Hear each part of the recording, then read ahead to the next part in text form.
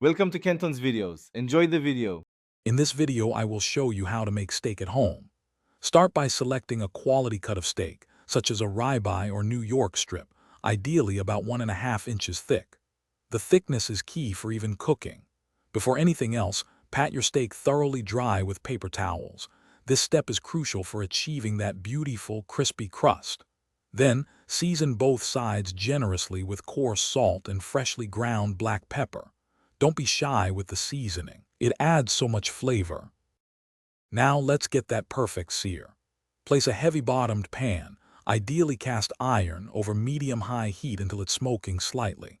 Add about 1 tablespoon of a high smoke point oil, like canola or grapeseed, to the hot pan. Carefully place your seasoned steak in the pan and sear it for 2 to 3 minutes per side. You're looking for a rich, deep brown crust to develop. This initial sear locks in the juices and creates incredible texture. After searing, reduce the heat to medium-low. Add 2 tablespoons of unsalted butter, a few cloves of crushed garlic, and some fresh herbs like rosemary or thyme to the pan.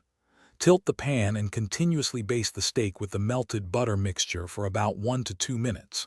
This infuses incredible flavor and helps finish the cooking. Finally, transfer the steak to a cutting board and let it rest for 5 to 10 minutes before slicing. Resting is vital for a juicy steak. Once rested, it's time to slice your steak. Always cut against the grain. This shortens the muscle fibers, making each bite incredibly tender. Aim for slices about 1/2 inch thick. Arrange your beautifully cooked steak on a plate and serve it immediately with your preferred side dishes, perhaps some roasted asparagus or creamy mashed potatoes. Enjoy the delicious results of your easy home cooking. You've just made a restaurant-quality steak right in your own kitchen. Thanks for watching. Consider subscribing if we helped you.